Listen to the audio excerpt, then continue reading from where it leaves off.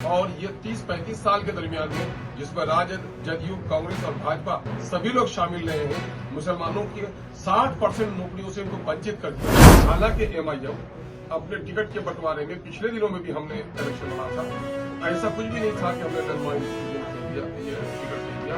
हमने यादव को टिकट दिया, हमने दलितों को टिकट दिया है। अब की बार भी जो हम एमपी के इलेक्शन के लिए जिन सीटों का ऐलान कर रहे हैं, हम 50% वहाँ जो टिकट्स हैं वो हम नॉन मुस्लिम्स को देंगे।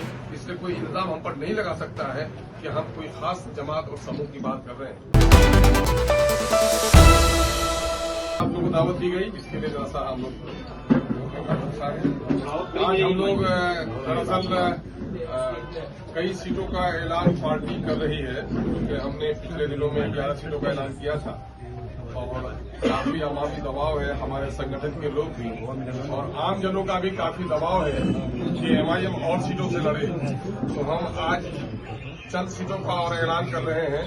काराकट से पाटलिपुत्रा, गोपालगंज, शिवहर और दरभंगा में भी पार्टी इलेक्शन लड़ेगी, जिसका ऐलान पार्टी आज कर रही है। मधुबनी से भी काफी दबाव है, उसके बारे में हम लोग गौर कर रहे हैं, लेकिन इन जगहों पर पार्टी इलेक्शन लड़ेगी, जिसका ऐलान हम लोग कर रहे हैं। और कई उम्मीदवार हमारे यहाँ हैं। अभी हमारी पार्टी में आज ज्वाइनिंग भी हो रही है मोहतरमा प्रियंका चौधरी साहिबा का, जिनका काराकट से ताल्लुक है, जनाब फारूक साहब का भी, जिनका पाटलिपुत्रा से ताल्लुक है, वो ज्वाइन कर रहे हैं। कई सीनियर लीडर हमारे ज्वाइन कर रहे हैं और हम बड़ी मजबूती के साथ इलेक्शन लड़ना चाहते हैं। मेरी ख्वाहिश है, पार्टी की पूरी कोशिश है कि कहीं से भी भाजपा कामयाब नहीं हो, लेकिन चूंकि हम इलेक्शन का ऐलान करते हैं तो आप लोग इल्जाम लगाते हैं। हमारी पूरी कोशिश रही, 2020 में भी मैंने तमाम तर मिली ऑर्गेनाइजेशन को कहा कि मुझे गठबंधन का पार्टनर बना दिया जाए। इस मरतबे जब इंडिया का गठबंधन बना तो हम लोगों ने कोशिश की, तमाम तर नेताओं से बात की, प्रेस के माध्यम से भी उन लोगों से आग्रह किया कि साहब हम नहीं चाहते हैं कि सेकुलर वोटों का बिखराव हो, हमें भी अपना पार्टनर आप बनाइए। लेकिन ये लोग सिर्फ बीजेपी का खौफ दिखाकर माइनॉरिटी की क़यादत को, माइनॉरिटी की लीडरशिप को कहीं उभरने नहीं देना चाहते। हालांकि एमआईएम अपने टिकट के बंटवारे में पिछले दिनों में भी हमने इलेक्शन लड़ा था, तो ऐसा कुछ भी नहीं था कि हमने नॉन माइनॉरिटी वोट नहीं दिया, ये टिकट नहीं दिया। हमने यादव को टिकट दिया, हमने दलितों को टिकट दिया है। अब की बार भी जो हम एमपी के इलेक्शन के लिए जिन सीटों का ऐलान कर रहे हैं, हम 50% वहाँ जो टिकट्स हैं वो हम नॉन मुस्लिम्स को देंगे। इसलिए कोई इल्जाम हम पर नहीं लगा सकता है कि हम कोई खास जमात और समूह की बात कर रहे हैं। हमने इंडिया गठबंधन के लोगों से बार बार गुजारिश की। बहुत सारी हमारी जो मुस्लिम संगठन है, मुस्लिम तंजीमें हैं, इन लोगों को भी यह खदशा रहता था कि हमारे आने से सेकुलरों का बिखराव होगा। इन लोगों से भी गुजारिश की कि आप भी हमारे लिए वकालत कीजिए कि हम सेकुलरों का बिखराव नहीं चाहते हैं, लेकिन हम अपने वजूद को बाकी रखना चाहते हैं। क्या मुस्लिम लीडरशिप के लिए कोई गुंजाइश नहीं है बिहार में? क्या सो जो सेकुलर पार्टियां हैं, ये पार्टियां सिर्फ मुसलमानों को बीजेपी का खौफ दिखाकर दबाकर रखना चाहती हैं? अभी जाति आधारित जो गणना आई है, जो हम लोग चीख रहे थे, चिल्ला रहे थे कि माइनॉरिटी के लोगों को इन लोगों ने हाशिए पर डाल दिया है, और ये 30-35 साल के दरमियान में जिसमें राजद, जदयू, कांग्रेस और भाजपा सभी लोग शामिल रहे हैं, मुसलमानों की 60% नौकरियों से इनको वंचित कर दिया गया। जाहिर है कि बिहार में इस वक्त नौकरियां सलाहियत पर मिलती हैं, चूंकि मुस्लिम अकलियत के लोग पसमानदा हैं, पिछड़े हो गए हैं, गरीब हो गए हैं, उनका एजुकेशनल अपलिफ्टमेंट नहीं हुआ है, तो उनको विशेष वो रिजर्वेशन दिया जाए, उसकी बात भी सरकार नहीं सुन रही है। जो ओबीसी लिस्ट में जो रिजर्वेशन का शेयर है, वो शेयर भी उनको नहीं दिया जा रहा है। और आज किसी से ये बात ढकी छुपी नहीं है कि नौकरियां सलाहियत से पैरवी पर बिहार में मिल रही है।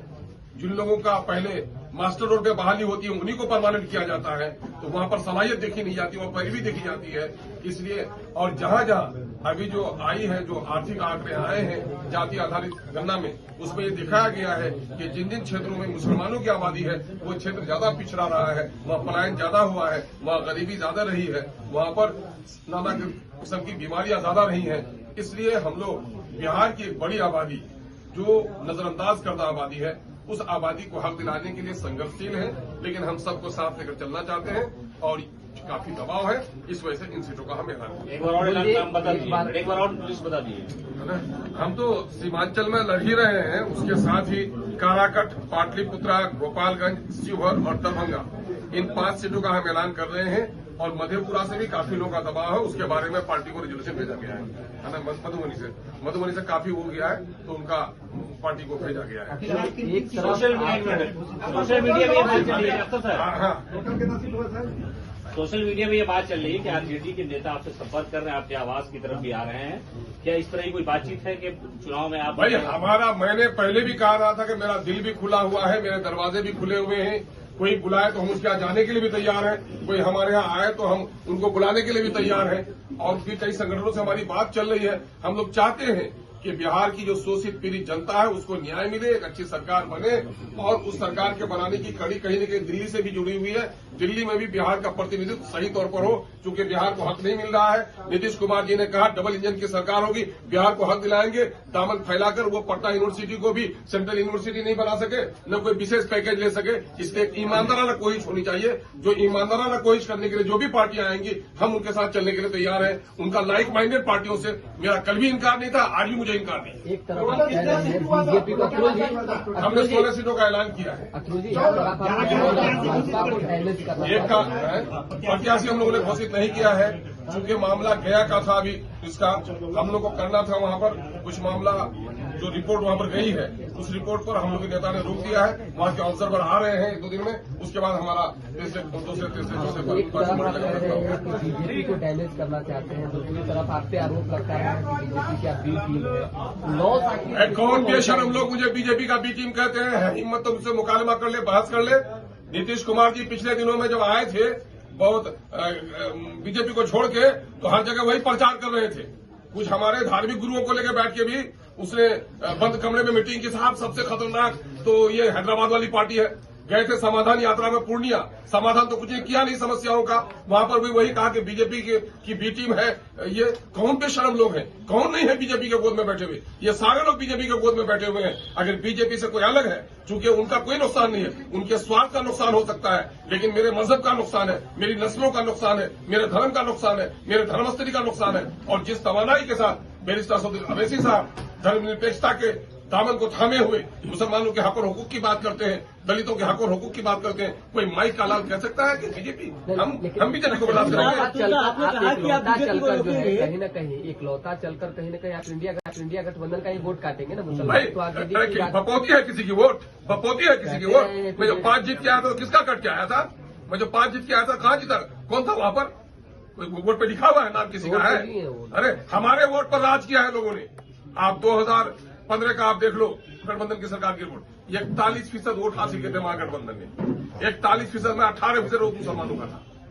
23% वालों को 25 मंत्रालय नहीं 34-38 मंत्रालय मिली, और जो 18% माइनॉरिटी के लोगों ने वोट दिया, 4 मंत्रालय झुंझुना उनको मिला। महरूम कर रहे हुए, अभी तो कुछ भी नहीं कर रहे हैं आप, एमपी में नहीं है ना? अच्छा, किशनगंज में आपका मुकाबला है, जनता दल यूनाइटेड के उम्मीदवार जो है नॉमिनेशन कर रहे हैं मास्टर मुजाहिद, तो बीजेपी के साथ है। कल तक आपको एजेंट करते थे, जावेद आपके खिलाफ है। इसीलिए तो मैं कह रहा हूँ रणनीति क्या होगी आपकी वहां पर? मैं तो कहता हूँ इन लोग का रंग रूप देख लिया ना। कल बीजेपी को भगाने के लिए नीतीश जी मसाल जुलूस निकाल रहे थे, और आज जाके करें हुजूर अब कभी नहीं भागेंगे आपका दामन छोड़कर, है ना? चटिया और गुरु का जो रिश्ता होता है, जाके माफी मांग रहे हैं गोया। ये करने वाले हम लोग हैं। ये दोनों का दोगला पर हम लोग के दरमियान में है। मैंने नीतीश जी को 2014 में पहचाना था। बिहार के लोगों को पहचानने में देर लगी, और जब उनको टिकट दिया था मुझको क्षण भर देर नहीं लगी जब बीजेपी की तरफ से कदम बढ़ाया था। मुझको कहेगा बीजेपी के बारे में? कौन लोग हैं ये सारे लोग बीजेपी के यहाँ? यही अभी किशन के कैंडिडेट के बारे में कह रहे हैं। ये पिछले दिनों मसाल जुलूस निकाल रहे थे, और आज कहा गए हैं किन के लिए? मोदी के लिए वोट मांगने के लिए गए ना। ये मोदी के चमचे और ये नीतीश कुमार के दोहरे किरदार के लोग हम पर इल्जाम लगाएंगे।